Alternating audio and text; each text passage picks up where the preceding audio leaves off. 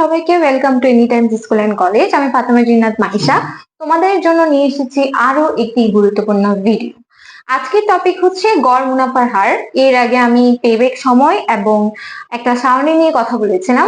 এখনো যারা ভিডিওগুলো দেখে আসোনি অবশ্যই দেখে আসো, কারণ একদম বেসিক নাম্বার 1 যে ক্লাসটা আছে সেটা কিন্তু বেশি ইম্পর্টেন্ট, কারণ আজকে এখানে ওইটার একটু আলোচনা আছে। তো চলো আমরা শুরু করি। দেখো, গড় মুনাফার হার। গড় মুনাফার হারের ইংরেজি প্রতিশব্দ হচ্ছে ARR, অর্থাৎ আমরা যখন অঙ্ক করব আমরা এটাকে ARR দ্বারা চিহ্নিত করব। ওকে, ARR এর পূর্ণরূপটা কি? Average rate of revenue. Okay, মানে গড় মুনাফার হার। এখন চলো আমরা একটা সূত্র দেখে নিই। গড় মুনাফার হারের সূত্র হচ্ছে এই জিনিসটা। দেখো, গড় মুনাফার হার সমান হচ্ছে গড় মুনাফাকে আমরা গড় বিনিয়োগ দিয়ে ভাগ করব আর 100 দ্বারা গুণ করব, কারণ এখানে হার লেখা আছে আর হার মানে হচ্ছে 100 দ্বারা গুণ করা, অর্থাৎ তোমার এটাকে পার্সেন্টেজ দ্বারা দেখাতে হবে। ওকে, গড় মুনাফার হারের ক্ষেত্রে আমাদের দুইটা আরো এক্সট্রা সূত্র শিখতে হয়, যেটা হচ্ছে গড় মুনাফার সূত্র এবং গড় বিনিয়োগের সূত্র। গড় মুনাফাটা আসলে কিভাবে বের করব? দেখো, সামেশন, এই চিহ্নটা হচ্ছে সামেশন, অর্থাৎ যোগফল। কিসের যোগফল? কর পরবর্তী নিট মুনাফার যোগফল। দেখো, আমাদের যে সারণীটা আছে, তোমরা যারা দেখো না এখনো বেসিক নাম্বার 1 ক্লাসটা, অবশ্যই দেখে আসো, কারণ এখানে আমি দেখিয়ে দিয়েছি ওই সারণীটা থেকে কর পরবর্তী নিট মুনাফাটা আসলে কোন জায়গা থেকে। এরপর ওটাকে মেয়াদকাল দিয়ে কি করব? ভাগ করব। এরপর গড় বিনিয়োগ আমরা কেমনে বের করব? আমরা প্রাথমিক যে বিনিয়োগটা আছে সেটার সাথে আমরা ভগ্নাবশেষ মূল্য যোগ করব এবং 2 দ্বারা ভাগ করব। এরপর আমাদের এখানে গড় মুনাফা যেটা বের হবে সেটা আমরা এখানে বসাবো, গড় বিনিয়োগ যেটা বের হবে সেটা আমরা নিচে বসাবো। তাহলে গড় মুনাফাকে গড় বিনিয়োগ দিয়ে কি করব?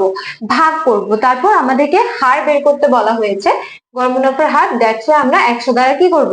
গুণ করব। তো চলো এখন আমরা একটা উদাহরণের মাধ্যমে জিনিসটা ক্লিয়ার করব।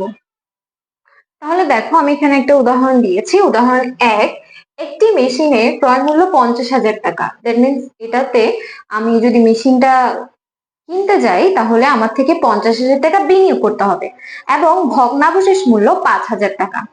ওকে, মেশিনটি থেকে আগামী 3 বছর যাবত কর পরবর্তী নিট মুনাফা পাওয়া যাবে যথাক্রমে 20,000, 23,000, 25,000।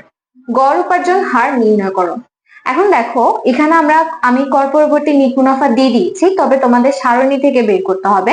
আমি জাস্ট উদাহরণের মাধ্যমে অঙ্কটা বুঝিয়ে দিব। তোমরা সারণী আমি যে আগে ক্লাসে নিয়েছি সেটা অবশ্যই দেখে আসতে পারো।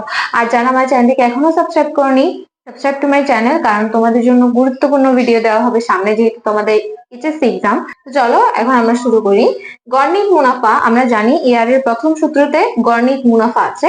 গড়নিট মুনাফা কিভাবে বের করতে হয়? কর পরবর্তী নিট মুনাফার সামেশন, অর্থাৎ যোগফল গুলাকে আমরা কি দিয়ে ভাগ করব? মেয়াদকাল দিয়ে, আর মেয়াদকাল হচ্ছে 3 বছর। তাহলে দেখো, এখন আমরা প্রত্যেকটা কর পরবর্তী নিট মুনাফা কি করেছি? যোগ করেছি 20,000, 23,000, 25,000, ওইটাকে 3 দ্বারা ভাগ করব। তাহলে এখানে যদি আমরা যোগ করি আমাদের কত টাকা আসে? 68,000। এখন এই 68,000কে আবার 3 দ্বারা ভাগ করব, ভাগ করলে আসে আমাদের 22,666.666 এরকম, ঠিক আছে?